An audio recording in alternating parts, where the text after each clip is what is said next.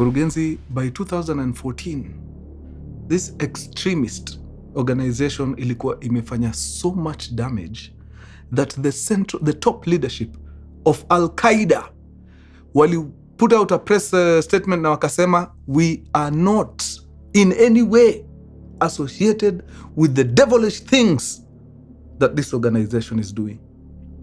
That's how bad that organization was. This here is the story of the said organization and the person behind it. But first,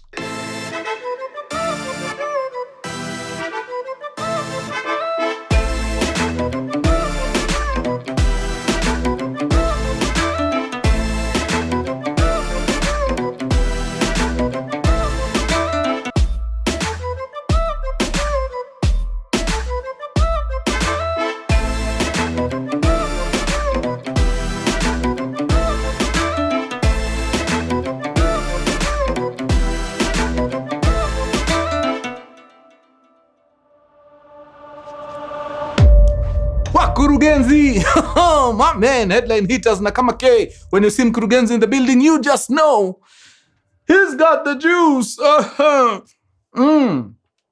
Leo kabla sijaingia kwa hekaya, you know what we gotta do, man. Lazima tufanye ile kitu. Na leo nataka tusukume a super shout out to a super customer of the day. Na our today's customer is none other than Grayson Chibugosia.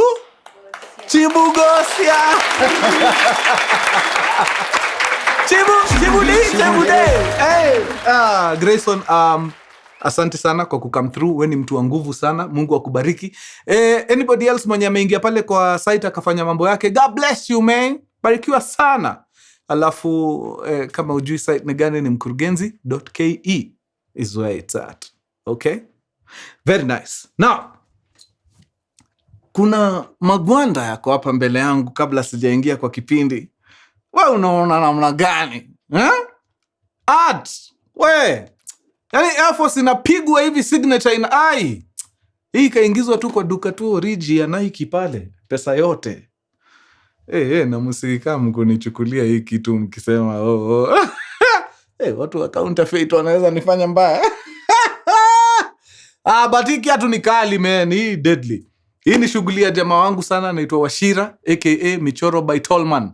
Ampiga shughuli safi sana mazee. Michoro, good job, kazi safi sana. In case una need pia wewe zako zipigwe kidesign hivi, muongeleshe hapo. Social zake ndio hizo nimekuwekea. Talk to him. Akutengeneze. Sasa very nice. Now, Wakurugenzi, nataka tutoke hapa twende moja kwa moja mpaka wapi? Iraq. Kuna maskan pale inaitwa Samara. Mida ni ya 1971. Pale kuna kijana anazaliwa, a bouncing baby boy. Anazaliwa na two, sitaki kuwaita illiterate parents, but ni watu wenyewe kusema ukweli, shule hawako wamekumbana nayo hata kidogo. But walikuwa wamejitolea mhanga kuhakikisha hao ndio wa mwisho kukosa kuingia shule. Anyone that is coming after them lazima apatiwe quality life, even though they were struggling as a couple. So 1971, Nyambu. Iko sawa. So in 1971, they gave birth to this lovely baby boy, and they named him Ibrahim Awad Al Badry. Ibrahim Awad Al Badry grow up like a normal Iraqi boy. Totally loved football. Uko madrasa ni lazima, so religion ilikuwa pia part of him. Na alikuwa boy mfiti sana.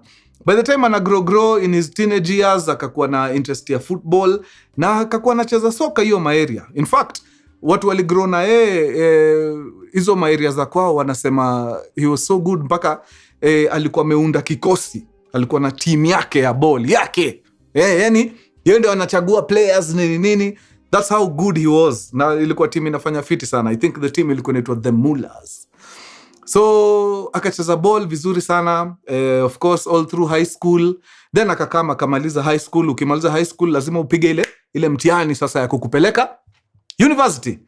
Pale sasa ndio kulikuja kukakuwa na kizungumkuti kidogo. Kijana wetu Al Badry alikuwa anataka sana kuwa wakili. Unfortunately for him, he was average in all subjects apart from math. Math aliua kuua, akatoka na bonge la A, 98% alikuwa mbaya, lakini because all the other subjects alikuwa average, kidogo maze hangekubaliwa pale kwenda kupasu nini law degree.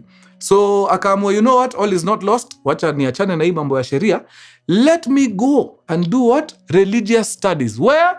Capital city of Iraq, ambayo ni Baghdad. Okay, so mzee mzima Ibrahim Awad Al Badry anafunga safari yake safi kutoka Samara, anashuka pale chini mpaka wapi? Baghdad. Na pale Baghdad anaenda anajiunga na chuo kikuu, where he enrolls in a course ya religious studies. Na mnaona ni kijana alikuwa anapenda mambo ya Quran sana, mosque hakosi. In fact, akiwa nyumbani Samara, walikuwa wanampenda mpaka wamemkubali afanye some teachings, sababu he had a very beautiful voice. Tunajua teachings zao wanafanyaga ile design nikawa anaimba. So he was very good, brilliant.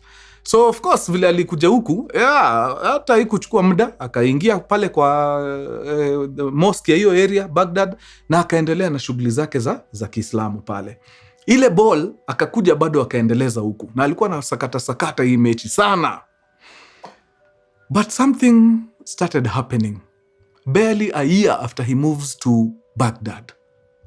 Wale watu walikuwa wanacheza na ball wakaanza kunotice, kijana sahi hataki mambo yao sana, anataka kukua aloof, ako tu peke yake tu, ameji-isolate kwa kona.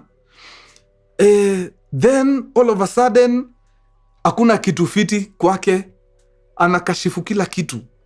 Can you imagine mse alikuwa anatambua ball mpaka alikuwa na team huko home. Sahi anakaa mkuambia wasee, hata hii mambo ya football ni haram, haifai. Kwa nini mko hivyo? Kila kitu unataka kufanya anakuambia hapana, teachings hazijakubaliana na hiyo. Watu wanashindwa, man, si ni watoi bana, tuko kole, tunafaa kuwa tunajinice na nini, wewe mbona uko stuck up hiyo design? Now of course akiona ni kama kuna pushback, anajiondoa, anawa cut off na anaenda kabisa. One time at a wedding, unajua hizo ma cultures za huko wanakubali cousins kuoana. So when cousins are getting married, inamaanisha nyinyi watu mnajuana. Si ni kazini yangu huyu, so nyinyi watu wake, si nyinyi ni maanko zangu, so tunajuana si wote. But Al Badry alikam kwa hiyo wedding, keep in mind hajui mtu kwa hiyo harusi, but akawavuruga vibaya. Reason? Ati kwa nini wanaume na wanawake wako place moja wakijienjoy? Hiyo ni haram. Inafaa mademu wanakaa peke yao huko, wanaume mkae huko, muna interact kwa nini? So hizi ndio vitu hazikuwa zinamekia wenzake sense hapo. Wanashindwa maze, nini imeingia huku kijana? Something is definitely off. So fast forward to 2001, something shifts. America inakama inaingia kwa beef moja ngori sana na Iraq. Why? If you remember, 2001 September 11th ndio America walipigwa bonge la attack, the Twin Tower bombing. Haikuwa bombing, ilikuwa ni planes zilicrash huko.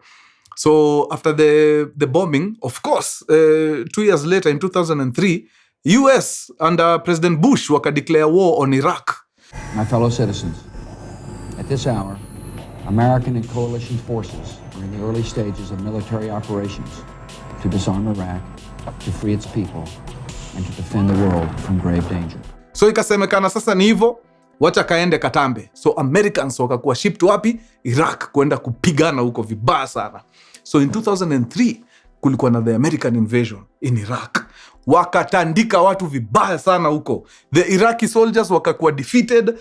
Nani akaarestiwa? The president at the time alikuwa Saddam Hussein, akaarestiwa na wakavunja kila kitu ya his regime kabisa.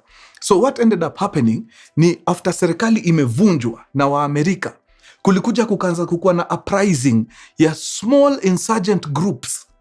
Tuvikosi, tuvikundi, tunajitokeza, tunatrai kupigana na nani? Na Waamerika. Among the groups that were formed in 2003, ambayo ilikuja ikajulikana sana, ni group inaitwa Al-Qaeda. Mnajua Al-Qaeda. Well, Al-Qaeda was there, but sasa hapo 2 or 3 after Americans wamenini, sasa ndio ililipuka vizuri kabisa. So kukakuwa kuna hizo mashughuli nini, kijana wetu Al Badry kumbe amekuja akaanza kuunganisha pia yeye kakikosi kake kadogo kanasaidia, sababu huko Americans wanavuruga mbaya na hiyo kitu inamkwaza vibaya sana. So pia yeye hapa kwa ground ameunda kakikosi kake. So the thing about Al Badry, yeye hakuwa ati militia, hakuwa mtu wa mabunduki nini. Yeye he was a cleric. Yeye ilikuwa ukimpatia microphone we kuisha. Hata kama wewe una believe sijui nini anakuradicalize hapo haraka sana. So alikuwa very instrumental kuradicalize vijana hiyo area. Akiwauliza mazee, mpaka lini mtakubali watu watoke nje wakuje waonyeshe vile kuishi? Hapana, hiyo bana hatuwezi kubali, na dini imekubali mtake up arms na mtetee nchi yenu. Jihadis wako na life huko after death. Paradise inawahusu huko vibaya sana. So vijana walikuwa nasikia hivyo, wana nice deadly, wanasema kaende sana, leta hizo magrenade nini, tuna sign up wapi? So ali sign up vijana wengi sana at that particular time. So 2003 goes by, 2004 comes in. Jamaa wetu bado anasukuma shughuli, but at this particular time bado US hawajamweka kwa reda, hayuko kwa reda ya US. Hata US hawajui kuna jamaa anaitwa Al Badry ana exist huko, anasumbua ground. So US wana target other jihadis na especially watu wa Al Qaeda, sababu hao ndio walikuwa wameshakuwa wamejulikana nini. So this afternoon in 2004 kijana wetu Al Badry ameamua niaje, kuna morio wangu anakuaga kwa hizi shughuli za jihad na nini, wacha niende nimtembelee, hata tuchapiane 2-3 nini. So Al Badry anatoka maskani yake anaenda kwa ujamaa, wakae tu chini wapige story tu kiboys, sababu wanajuana na wote wawili wana follow the same teachings za jihad, ni mujahidin wote. So akiwa pale mazee anapiga story na mjamaa, hana habari huyu mjamaa ako kwa rada ya US, na as they are sitting there talking, US wako njiani wanamkujia, ni raid imepangwa na umse anafaa ukotwe. So wase wako pale wako story without a care in the world, then all of a sudden mlango inapigwa buti huko. US soldiers wanaingia, na of course wakiingia wakipata mko watu kadhaa hapa, hakuna kubagua. Even though tulikuwa tumekujia huyu, since tumewapata nyinyi pia, kujeni hapa nyinyi wote, pandeni hii hama tuende. So hivyo ndio Ibrahim Awad Al Badry alijipata amearestiwa pamoja na nani, huyu jihadist mwenzake hapa kando. So they were taken na wakasafirishwa kutoka Baghdad mpaka south of the country. Kuna city iko huko inaitwa Basra kuna camp ambayo ilifunguliwa na American soldiers inaitwa Camp Buka. Camp Buka ndio hao watu wote suspected terrorists nini, wale Iraqi soldiers wenye waliangushwa na hiyo serikali ya Saddam Hussein, wote walikuwa wakichukuliwa wanaenda wanafungiwa kwa hiyo Camp Buka huko chini Basra. So huko ndio nani mzee mzima Al Badry anajipata. So wakafungiwa huko, but as ako huko ndani hajawacha kazi yake ambayo kila mtu alikuwa anajua kwa ground, yani imam hatari. Huyo ni mtu ukimpatia dakika zako 5 unajifunga bomb next, yani ni deadly hivyo ikifika ni historia kuradicalize vijana. So pale ndani ya prison hiyo ndio shughuli alipiga, alianza kuradicalize vijana akiwauliza, unaona uko kwa country yako, msee anatoka mali ametoka, anakuja anakushika anakuweka jela, na uko kwako unafikiri hata mazee Allah anasikia fiti akiona wewe umenyenyekea tu hivyo, unakubali mtu nje kama kukojolea hapa vile anataka? Hapana, Allah anataka take up arms. Pita na watu, hata kama inamaanisha we mwenyewe utajisacrifice kwa hiyo cause. Pita nao, lazima wajue mazee hii land yetu ni ya Allah, na hakuna mtu anaweza toka nje ya kuja hapa afanye mambo yake. Vijana wanasikia hivyo, wanasikia wanachemka. Iko wapi hizo guns bana, mtu train tuingie kazi. Number 2, nimewaambia hii prison imehold nani? Imehold suspected terrorists na soldiers of the former regime ambao walishikwa na American soldiers nini, wamewekwa hapa. So kuna wase wako hapa wako na military training, ni former soldiers, na wamejam sababu wanafungwa kwa nini. So unaona hiyo hasira mix na hizi teachings za Al Badry hapa. Mtu yangu kijana akipitia hawa watu wawili, huo ni lethal weapon. Kijana anaanza tu na Al Badry, anapigwa teachings, alafu Al Badry anamdeliver kwa askari soja hapa. Soja anampiga training. Huyu kijana ukimwachilia ni hivyo, is a done deal. Ako sawa, huyu ameiva. So they were locked up there for like 9 months. End of 2004, Americans wakaona huyu jamaa hana hatia, wakamwachilia. But before the release na kila kitu, one of the American soldiers alikuwa very keen akistudy hao wasenda ni hiyo prison. Na akaanza kunotice, wait a minute, kwa nini vijana wanaitwa, wanakalishwa kando mahali, naona vitu zinachorwa kwa ground, nini. Akipiga binoculars hapo kwa ground aone nini zinachorwa, ana discover hawa wana train the new recruits how to make improvised explosive devices, IEDs.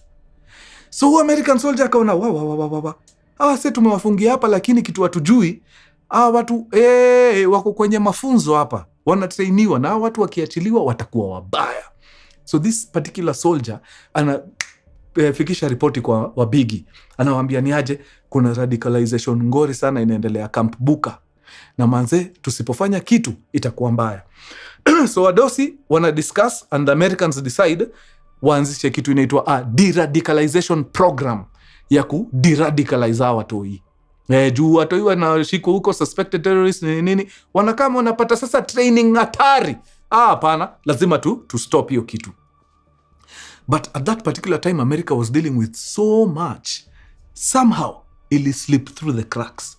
At some point, I think they were dealing with so much, wakajiambia, okay, najua kulikuwa na hii program ya deradicalization, lakini put a pin on it kidogo, wacha to handle XYZ, then mambo ikiwa sawa, we can always come back to this. That was a mistake. Because by the time akina Al Badry wanawachiliwa, the deradicalization program haiko imehappen. So some of the people who were released ilikuwa recruits, wametoka fresh out of training, na wako na nguvu mpya ya kuenda kuchachisha. So end of 2004, Al Badry is released together with a few other people wenye sasa walienda huko kuanzisha kikosi hatari ya kupiga kazi. Now, as Al Badry was doing his thing ndani ya hii prison before achiliwe, he was so good, mpaka news ikafika outside the prison. Kuna kijana ametoka city inaitwa Samara, ameshikwa na sisi hapa Camp Buka. Ule jamani hatari. Ule jamana kupiga dini wewe, au unajifunga bomb kesho kutwa, ni mdeadly huyo. That one is an asset. Find ways in which you can work together. So hii ripoti inatoka prison inaenda wapi? To the heads of Al-Qaeda. At the time ndio ilikuwa kusema, hakuna jihadist movement ilikuwa noma at the time kuliko Al-Qaeda. So wabigi wa Al-Qaeda wakajua kuna kijana anaitwa Al Badry, ako hiyo Camp Buka anafanya kazi ya hatari sana hapo.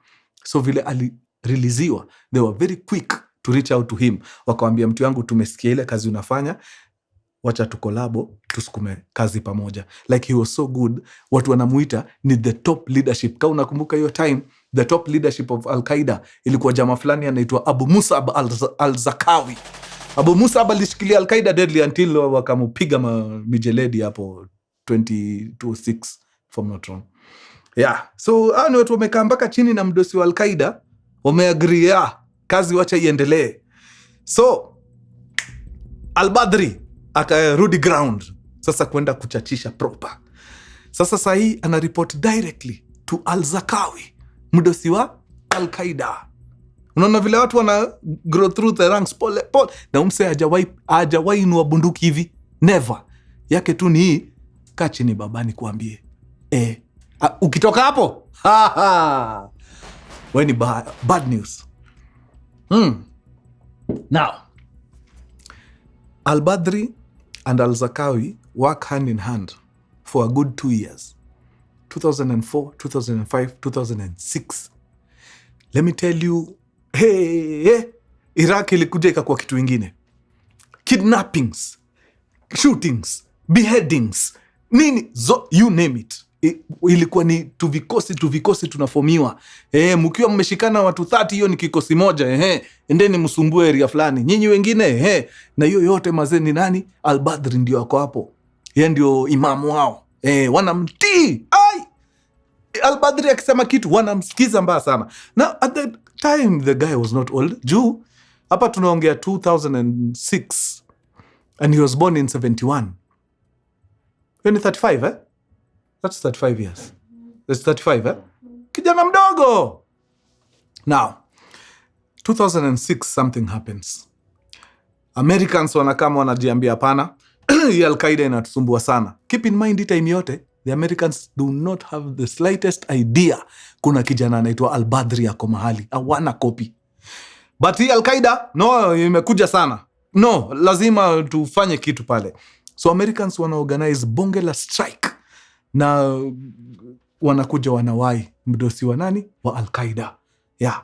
So in 2006, Abu Musab al-Zarqawi is killed by the US forces. After Abu Musab dies, remember, huku akina Al Badry wameform tu vikosi twingi tudogo. Na tunasumbua mbaya. After Al-Qaeda, Abu Musab dies, wanakaa chini na wanajiita mkutano wote. Hii faction, tukamini, let's have one meeting. Tukiendelea kupigana hivi vile tunapigana, kila mtu anapigana kota yake peke yake, uzito wetu haitasikika. Lakini tukishikana, tukikolabo, tufanye hii kitu mazeni as a united front, lazima watasikia hiyo power yetu. So mnaonaje wadau? Tunaweza kolabo, tuunde tu outfit moja big. And all the faction leaders wakasema kabisa, mtu yangu umebonga hapo. Let's do that. So the result was a council by the name Mujahideen Shura Council, MSC. Mujahideen Shura Council. So wakakolabo, wakaamua sasa tutakuwa tuna move as a unit. Tukiamua ni kuvuruga. We must be felt. We must be seen. So MSC ikafomiwa. MSC kufomiwa, wakasema sisi tutasukuma tu nini za Al-Qaeda, agenda za Al-Qaeda. Lazima hao Amerika kwanza wakuende huko. Na number 2, we must establish a proper Islamic state in Iraq. Sababu unajua before Iraq haikuwa like a proper Islamic state. Ni watu wanafuata sijui wako na constitution nini. Islamic state inafuata kitu inaitwa Sharia law. So Iraq ilikuwa ina need kurudi hapo kwa Sharia. Okay, not really Iraq, but hizi factions walikuwa nasema country yao lazima irudi back to the roots. Na the roots ni nini? Sharia law. So hapo ndio the seeds za the famous ISI zikapandwa. Islamic State of Iraq. Okay?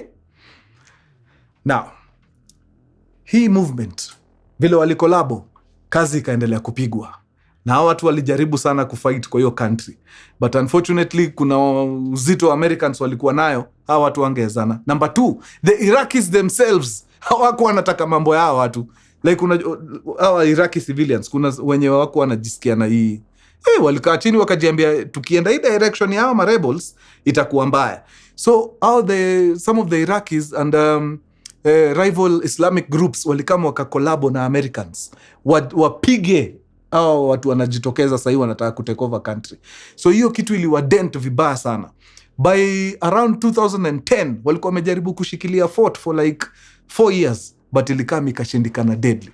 By 2010 it was so bad the Americans were able to neutralize the top leadership of Islamic State of Iraq, ambaye ilikuwa ni jamaa anaitwa Abu Omar al-Baghdadi and Abu Ayyub al-Misra.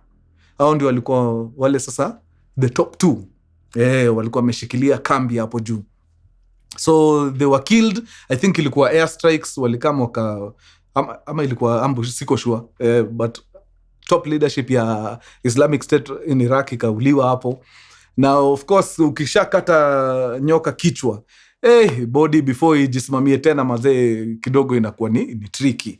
So ikabidi kikosi wakae chini mazee wajiulize, amongst watu wamebaki, who do you think ndio mse atainua Islamic State of Iraq aiweke mahali inafaa ikuwe? Sababu hii kikosi mazee tumeitengeneza na blood, sweat and tears. Itakuwa mbaya sana tukikubali bana Muamerika akuje atufanye vile amefanya wenzetu hapa mbele.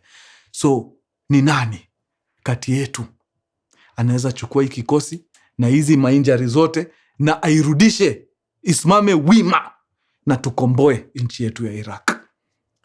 Wakurugenzi, believe it or not, it was decided unanimously that the leadership of the organization was to be given to someone who had never even held a gun. Ni teachings tu na microphone nini. The leadership was given to none other than Ibrahim Awad Al Badry. Na sababu sasa amejitwika jukumu ya kuingia vita, lazima akuwe na ile kitu wa Faransa wanaita nom de guerre ama war name. So he was now not operating as Ibrahim Awad Al Badry. He was now Abubakr Al Baghdadi. What a short episode, lakini mutakubali niimalizie hapo. We will pick it up from there next time. Wacha tuone Al Baghdadi alifanya nini na hii kikosi ya the Islamic State of Iraq. Imekuwa true sana wadau. See you after a few. Adios muchachos. Peace. Very nice.